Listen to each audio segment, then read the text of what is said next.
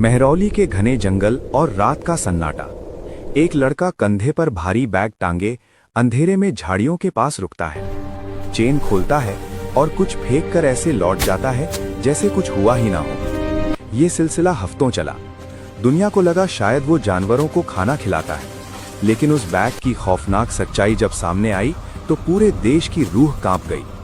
उस बैग में किसी जानवर का खाना नहीं, बल्कि 35 टुकड़ों में बटी एक लड़की की लाश थी।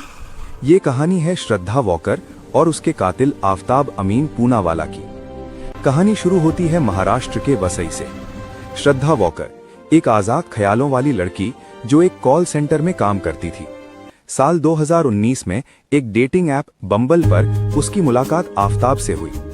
आफताब एक मॉडर्न और पढ़ा लिखा फूड ब्लॉगर था। उसकी मीठी बातों और स्टाइल ने श्रद्धा का दिल जीत लिया। दोनों को प्यार हुआ और उन्होंने साथ रहने का फैसला किया। लेकिन श्रद्धा के पिता विकास वॉकर इस रिश्ते के सख्त खिलाफ थे। जब परिवार ने उसे रोकने की कोशिश की तो श्रद्धा ने बगावत कर दी। उसने साफ कह दिया, मैं बालिग हूं और अपने फैसले खुद ले सकती हूं। आज से मुझे अपनी बेटी मत समझना। इतना कहकर वो घर छोड़ छाड़ कर आफताब के साथ लिव इन में रहने चली गई। शुरुआत में सब कुछ किसी फिल्म जैसा खूबसूरत था, लेकिन धीरे धीरे आफताब का असली चेहरा सामने आने लगा। वो छोटी छोटी बातों पर भड़क जाता और श्रद्धा के साथ मारपीट करने लगा। श्रद्धा चाहकर भी वापस नहीं जा सकती थी, क्योंकि उसने अपनों से बगावत की थी। वो खुद को सही साबित करने की जिद में आफताब का हर टॉर्चर सहती रही। हर बार वो उसे पीटता, फिर रोकर माफी मांग लेता और श्रद्धा उसे फिर से माफ कर देती। उसे क्या पता था कि यही माफी एक दिन उसकी मौत का कारण बनेगी। लेकिन साल 2020 में एक ऐसा वाकया हुआ जो इस कहानी का सबसे बड़ा रेड फ्लैग था। 23 नवंबर को श्रद्धा ने पालघर के तुलिंज पुलिस स्टेशन में एक लिखित शिकायत दी, जिसे पढ़कर आज भी रूह कांप जाती है। श्रद्धा ने उस चिट्ठी में साफ लिखा था, आफताब मुझे बुरी तरह पीटता है। आज उसने मेरा गला दबाकर मुझे जान से मारने की कोशिश की। उसने धमकी दी है कि वो मुझे मारकर मेरे टुकड़े टुकड़े कर देगा और कहीं फेंक देगा। लेकिन ये शब्द सिर्फ एक धमकी नहीं थे, ये श्रद्धा की मौत की वो भविष्यवाणी थी जिसे उसने खुद अपने हाथों से लिखा था। पुलिस ने कार्रवाई शुरू की और आफताब को थाने बुलाया, लेकिन तभी आफताब के माता पिता ने वहां पहुंचकर श्रद्धा से मिन्नतें की। आफताब ने फिर से घड़ियाली आंसू बहाए और सुधरने की कसम खाई। श्रद्धा का दिल एक बार फिर पिघल गया और उसने अपनी शिकायत वापस ले ली। उसे लगा कि शायद आफताब सुधर जाएगा, लेकिन वो गलत थी। एक कातिल कभी नहीं सुधरता, वो बस अपने अगले वार के लिए सही वक्त का इंतजार कर।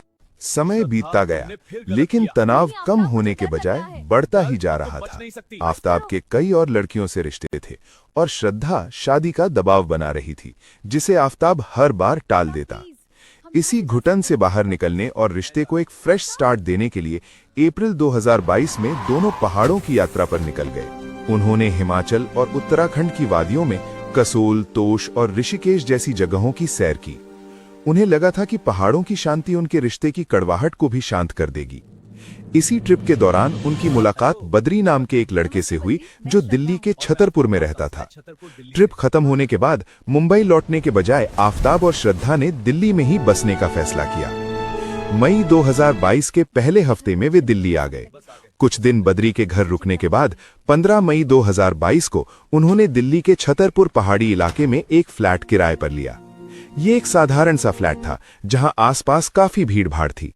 श्रद्धा को लगा था कि दिल्ली का ये नया शहर उनकी जिंदगी में एक नई सुबह लेकर आएगा, लेकिन उसे क्या पता था कि इस फ्लैट में कदम रखने के महज 3 दिन बाद उसकी जिंदगी की शाम होने वाली है।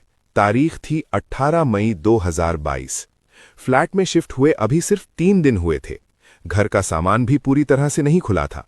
उस दिन दोनों के बीच फिर से एक भयंकर बहस शुरू हुई। बहस का कारण था मुंबई से सामान दिल्ली मंगाना और घर के खर्चे कौन उठाएगा। बात बढ़ते बढ़ते शादी के मुद्दे पर आ गई। श्रद्धा आफताब पर शादी करने का दबाव बना रही थी। आफताब, जो पहले से ही श्रद्धा से छुटकारा पाना चाहता था, गुस्से से पागल हो उठा। दोनों के बीच हाथापाई शुरू हो गई। आफताब शारीरिक रूप से ज्यादा ताकतवर था। उसने श्रद्धा को जमीन पर गिरा दिया, उसकी छाती पर बैठ गया और अपने दोनों हाथों से उसका गला तब तक दबाए रखा जब तक कि श्रद्धा की सांसें हमेशा के लिए नहीं रुक गईं। कुछ ही मिनटों में वो लड़की जो कभी आसमान छूने के ख्वाब देखती थी, उस ठंडे फर्श पर एक बेजान लाश में तब्दील हो चुकी थी। अब तक की कहानी एक घरेलू हिंसा और गुस्से में किए गए मर्डर की कहानी लग सकती है, लेकिन 18 मई की उस शाम के बाद आफताब ने जो किया वो साबित करता है कि वो इंसान नहीं बल्कि एक बेहद शातिर, खूंखार और साइकोपैथ दरिंदा था। आफताब के सामने अब एक लाश पड़ी थी। वो जानता था कि अगर पुलिस को लाश मिल गई तो वो सीधा फांसी के फंदे तक पहुंचेगा। उसे लाश को ठिकाने लगाना था, लेकिन एक पूरी लाश को फ्लैट से बाहर ले जाना नामुमकिन था। तभी उसके दिमाग में एक ऐसा आइडिया आया जिसे अंजाम देने के लिए एक इंसान की नस नस में शैतान का होना जरूरी है। आफताब को विदेशी क्राइम वेब सीरीज देखने का बहुत शौक था, खासकर डेक्स्टर, जिसमें एक सीरियल किलर लाशों के टुकड़े करके उन्हें ठिकाने लगाता है। आफताब ने फैसला किया कि वो श्रद्धा की लाश के टुकड़े करेगा, लेकिन इसके लिए उसे कुछ चीजों की जरूरत थी। सबसे पहले लाश खराब ना हो और उसमें से बदबू ना आए, इसके लिए उसे एक बड़ा फ्रिज चाहिए था। 19 मई को हत्या के ठीक अगले दिन वो बाजार गया और एक नया 300 लीटर का डीप फ्रीजर खरीद कर लाया। उसके बाद वो एक हार्डवेयर की दुकान पर गया और वहां से आरी यानी सौ, कुछ तेज धार वाले चाकू, चॉपर, कचरे की पन्नी और खून साफ करने वाले केमिकल्स खरीद कर लाया। फिर शुरू हुआ हैवानियत का वो नंगा नाच जिसकी कल्पना मात्र से इंसान सिहर उठता है। आफताब ने इंटरनेट पर इंसान की अनाटमी यानी मानव शरीर की संरचना के बारे में पढ़ा। उसने ये जानकारी जुटाई कि शरीर के किन हिस्सों से खून कम निकलता है और हड्डियों को आसानी से कैसे। एक एक करके उसने श्रद्धा के शरीर के 35 टुकड़े किए। उसने हर टुकड़े को बहुत ही तरतीब से पॉलिथीन में लपेटा और उस 300 लीटर के डीप फ्रीजर में सजा कर रख दिया। श्रद्धा का कटा हुआ सिर भी उसी फ्रिज में रखा था। जिस घर में अभी कुछ दिन पहले मोहब्बत की बातें होती थीं, वो घर अब एक कसाई खाना बन चुका था। खून की बदबू को दबाने के लिए आफताब रोजाना भारी मात्रा में अगरबत्तियां और रूम फ्रेशनर जलाता था। उसने फर्श को साफ करने के लिए इंटरनेट से तरीके सीखे और खास तरह के केमिकल्स का इस्तेमाल किया ताकि फोरेंसिक जांच में भी खून के धब्बे ना मिले। अब आफताब के सामने चुनौती थी इन टुकड़ों को ठिकाने लगाने की। उसने इसके लिए एक रूटीन बनाया। वो रोज रात को 2 बजे अपने फ्लैट से निकलता, अपने काले बैकपैक में फ्रिज से निकलकर 2 टुकड़े रखता और महरौली के छतरपुर के जंगलों में चला जाता। वो इन टुकड़ों को झाड़ियों में, नालों में और जानवरों के खाने के लिए फेंक देता था ताकि उनका कोई नामो निशान ना बचे। महीने बीत रहे थे। मई से जून, जुलाई, अगस्त आ गया। किसी को कानो कान खबर नहीं थी और आफताब ने एक और शातिर चाल चली। आफताब जानता था कि आज के दौर में इंसान की असली मौजूदगी उसके शरीर से ज्यादा उसके सोशल मीडिया पर होती है। उसने श्रद्धा का मोबाइल फोन अपने पास रख लिया था। वो श्रद्धा के इंस्टाग्राम अकाउंट से लगातार एक्टिव रहता था। वो उसके अकाउंट से पुरानी तस्वीरें पोस्ट करता, उसके दोस्तों के मैसेज का रिप्लाई करता। रिप्लाई करने का उसका तरीका बिल्कुल श्रद्धा जैसा था, ताकि किसी को शक न हो। जब श्रद्धा के दोस्त कॉल करते तो वो फोन काट देता और मैसेज करता कि वो व्यस्त है या उसका मूड ठीक नहीं है। उसने श्रद्धा के बैंक अकाउंट से अपने अकाउंट में करीब 54,000 रुपए भी ट्रांसफर किए थे। विकास वालकर ने महाराष्ट्र के पालघर पुलिस स्टेशन में अपनी बेटी की गुमशुदगी, मिसिंग पर्सन की रिपोर्ट दर्ज कराई। पुलिस ने जब जांच शुरू की तो सबसे पहले श्रद्धा के फोन की लोकेशन ट्रेस की गई। पुलिस को पता चला कि श्रद्धा का फोन आखिरी बार दिल्ली के छतरपुर इलाके में एक्टिव था। इसके बाद महाराष्ट्र पुलिस ने दिल्ली पुलिस से संपर्क किया। महाराष्ट्र पुलिस की एक टीम और श्रद्धा के पिता दिल्ली पहुंचे। महरौली पुलिस स्टेशन में मामला दर्ज किया गया। पुलिस ने जांच शुरू की। जब पुलिस महरौली के उस फ्लैट पर पहुंची तो वहां ताला लटका था। आफताब को हिरासत में लिया गया। शुरू में वो बहुत कॉन्फिडेंट था। उसने वही पुरानी कहानी दोहराई कि श्रद्धा उसे छोड़कर चली गई है। उसे लगा कि बिना लाश के पुलिस उसका कुछ नहीं बिगाड़ पाएगी। लेकिन आफताब 2 बड़ी गलतियां कर चुका था। पहली, श्रद्धा के गायब होने के बाद उसके अकाउंट से आफताब के खाते में पैसे ट्रांसफर हुए थे।